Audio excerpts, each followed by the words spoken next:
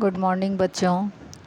आज हम आपको स्पर्श जो बुक है हमारी उसका सेकंड चैप्टर पढ़ाने जा रहे हैं, एवरेस्ट की शिखर यात्रा। कौन सा चैप्टर पढ़ाने जा रहे हैं? एवरेस्ट मेरी शिखर यात्रा। देखिए, इससे पहले हमने आपको फर्स्ट चैप्टर पढ़ाया था। कौन सा था वो? दुख का अधिकार। वो चैप्टर हमने कंप्लीट कर दिया था और उसके कुछ क्वेश्चन आंसर तो मैंने आपको दे दिए थे और कुछ क्वेश्चन आंसर और व्याख्या रह गई थी, वो आज हम आपको व्हाट्सएप पर भेज देंगे। तो आज हम पढ़ेंगे एवरेस्ट मेरी शिखर यात्रा। ये किसकी है? बछेंद्री पाल की। देखिए, फिर इसमें वही परिचय है जैसे मैंने आपको पहले बताया था कि परिचय में क्या आता है कि उनकी जन्म, मृत्यु, वो किससे इंस्पायर हुए थे, कौन कौन सी उनकी कृतियाँ हैं, उनके जीवन के बारे में बताया जाता है। ठीक है, तो आज हम पढ़ेंगे एवरेस्ट मेरी शिखर यात्रा। और कौन है, किसके बारे में बताया? बछेंद्री पाल के बारे में। इनका जन्म कब हुआ था? 1954 में, 1954 में। ठीक है, तो हम पढ़ते हैं, ध्यान से सुनेंगे ज़रा। बछेंद्री पाल का जन्म उत्तरांचल के चमोली ज़िले में बंपा गांव में 24 मई 1955 को हुआ। कब हुआ था? 24 मई 1954 को हुआ था। तो आप यहाँ पर अंडरलाइन कर लेंगे, 24 मई 1954। बछेंद्री अपनी माँ हंसादेई नेगी और पिता किशन सिंह पाल की तीसरी संतान है। पिता पढ़ाई का खर्च उठाने में असमर्थ थे, अतः बछेंद्री को 8वीं से आगे की पढ़ाई का खर्च सिलाई कढ़ाई करके जुटाना पड़ा। किससे? उन्होंने अपनी पढ़ाई का खर्च किससे उठाया? सिलाई कढ़ाई करके। 10वीं पास करने के बाद बछेंद्री के प्रिंसिपल ने उनके पिता को उनकी आगे की पढ़ाई के लिए सहमत किया। बछेंद्री ने ऐसी विषम स्थितियों के बावजूद संस्कृत से एमए और फिर बीएड की शिक्षा हासिल की। लक्ष्य के प्रति इसी समर्पण भाव ने एवरेस्ट पर विजय पाने वाली पहली भारतीय पर्वतारोही होने का गर्व दिलाया। आपका प्रश्न आता है कि भारत की पहली भारतीय पर्वतारोही कौन है? तो आप क्या लिखेंगे? बछेंद्री पाल। बछेंद्री को पहाड़ों पर चढ़ने का चाव बचपन से ही था। जब इनका बड़ा भाई इन्हें पहाड़ पर चढ़ने से रोकता था और इनसे 6 साल छोटे भाई को पहाड़ पर चढ़ने के लिए उकसाता था, तब बछेंद्री को बहुत बुरा लगता था। वह सोचती थी कि भाई यह क्यों नहीं समझता कि जो काम छोटा भाई कर सकता है वह उसकी यह बहन भी कर सकती है। लोग लड़कियों को इतना कोमल नाजुक क्यों समझते हैं? बहरहाल पहाड़ों पर चढ़ने की उनकी इच्छा बचपन में भी पूरी होती रही है। चूँकि इनका परिवार साल के कुछ महीने एक ऊंचाई वाले गांव में बिताता था और कुछ महीने पहाड़ से नीचे तराई में बसे एक और गांव में।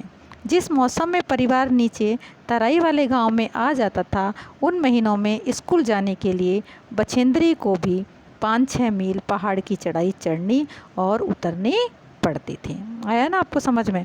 इधर बछेंद्री की पढ़ाई पूरी हुई, उधर इंडियन माउंटेन फाउंडेशन ने एवरेस्ट अभियान पर जाने का साहस रखने वाली महिलाओं की खोज शुरू की। किसने करी थी? इंडियन माउंटेन फाउंडेशन ने। बछेंद्री इस अभियान दल में शामिल हो गई।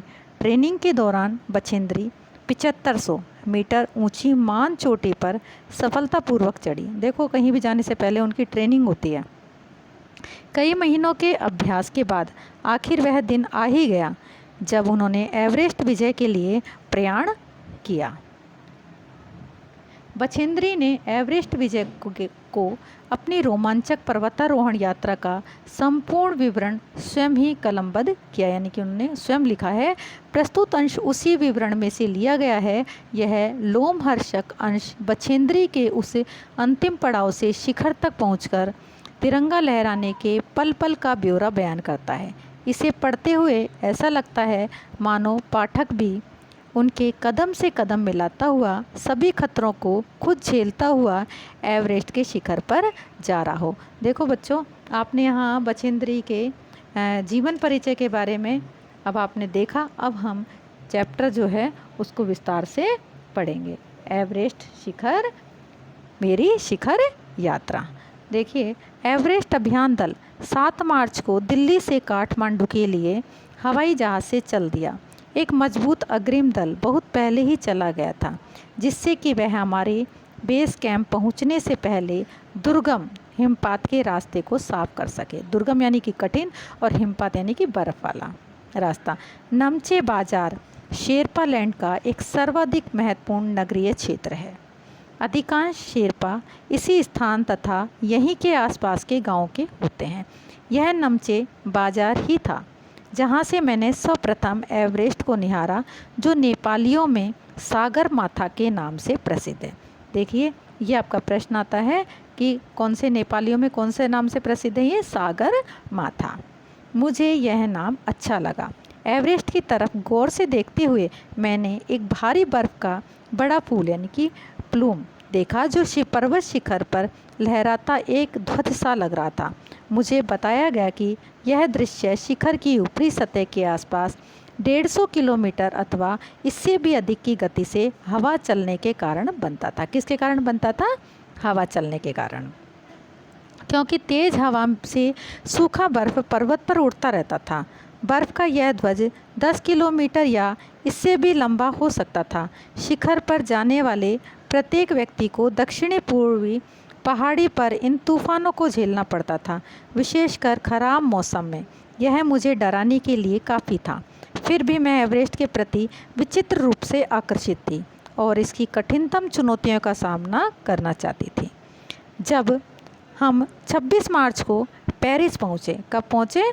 पेरिस पहुँचे, हमें हिमस्खलन यानी कि जब बर्फ़ ऊपर से गिर रही थी के कारण हुई एक शेरपा कुली की मृत्यु का दुखद समाचार मिला। खुम्बू हिमपात पर जाने वाले अभियान दल के रास्ते के बाईं तरफ सीधी पहाड़ी के धसकने से लोहत्स की ओर से एक बहुत बड़ी बर्फ़ की चट्टान क्या हुई? नीचे खिसक आई। 16 शेरपा कुलियों के दल में से एक की मृत्यु हो गई। कितने कुलिये थे? 16, और 4 घायल हो गए थे। इस समाचार के कारण अभियान दल के सदस्यों के चेहरों पर छाए अवसाद को देखकर हमारे नेता कर्नल खुल्लर, कौन थे उनके नेता? कर्नल खुल्लर ने स्पष्ट किया कि एवरेस्ट जैसे महान अभियान में खतरों को और कभी कभी तो मृत्यु भी आदमी को सहज भाव से स्वीकार करनी चाहिए। मतलब डरना नहीं चाहिए। अगर आप किसी चीज़ पर निकल चुके हो तो फिर डरने का कोई काम नहीं है। उपनेता प्रेमचंद, जो अग्रिम दल का नेतृत्व कर रहे थे, 26 मार्च को पेरिस लौट आए। उन्होंने हमारी पहली बड़ी बाधा खुम्बू हिमपात की स्थिति से हमें अवगत कराया, यानी कि उन्होंने बता दिया था कि बर्फ़ बहुत ज़्यादा गिर रही है तो आपको सतर्क रहना है। उन्होंने कहा कि उनके दल ने कैंप 1 यानी कि कितने 6000 मीटर जो हिमपात के ठीक ऊपर है वहाँ तक का रास्ता साफ कर दिया है। उन्होंने यह भी बताया कि पुल बनाकर रस्सियाँ बांधकर तथा झड़ियों से रास्ते चिन्हित कर सभी बड़ी कठिनाइयों का जायज़ा ले लिया गया, यानी कि पहले से उनको देख लिया गया है, रास्ते साफ कर दिए गए हैं। उन्होंने इस पर भी ध्यान दिलाया कि ग्लेशियर बर्फ़ की नदी है और बर्फ़ का गिरना अभी जारी है। हिमपात में अनियमित और अनिश्चित बदलाव के कारण अभी तक के लिए किए गए सभी काम व्यर्थ हो सकते हैं और हमें रास्ता खोलने का काम दोबारा करना पड़ सकता है। बेस कैंप में पहुंचने से पहले हमें एक और मृत्यु की खबर मिली। जलवायु अनुकूल न होने के कारण एक रसोई सहायक की मृत्यु हो गई थी। रसोई सहायक यानी कि जो खाना बनाने वाला था उसकी क्या हो गई? मृत्यु हो गई। निश्चित रूप से हम आशाजनक स्थिति में नहीं चल रहे थे। एवरेस्ट शिखर को मैंने पहले 2 बार देखा था, लेकिन एक दूरी से बेस कैंप पहुंचने पर दूसरे दिन मैंने एवरेस्ट पर्वत तथा इसकी अन्य श्रेणियों को देखा। मैं बहुत चक्की होकर खड़ी रह गई और एवरेस्ट, लोहत्स और नुत्से की ऊंचाइयों से घिरी बर्फीली टेढ़ी मेढ़ी नदियों को निहारती रही। हिमपात अपने आप में एक बर्फ़ के खंडों का अव्यवस्थित ढंग से गिरना ही था। हमें बताया गया कि ग्लेशियर के बहने से अक्सर बर्फ़ में हलचल हो जाती थी, जिससे बड़ी बड़ी बर्फ़ की चट्टानें तत्काल गिर जाया करती थी और अन्य कारणों से भी अचानक प्रायः खतरनाक स्थिति धारण कर लेती थी। सीधी धरातल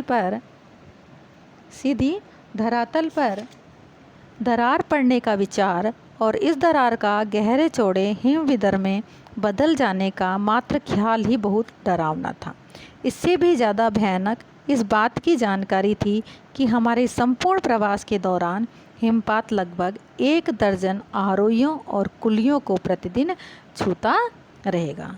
इतना आपको समझ में आ गया। अब आप इतने ही चैप्टर की रीडिंग करेंगे, इससे आगे हम अब कंटिन्यू रखेंगे। वेडनेसडे को आपको इससे आगे हम पढ़ाएंगे। ठीक है, ओके, थैंक यू।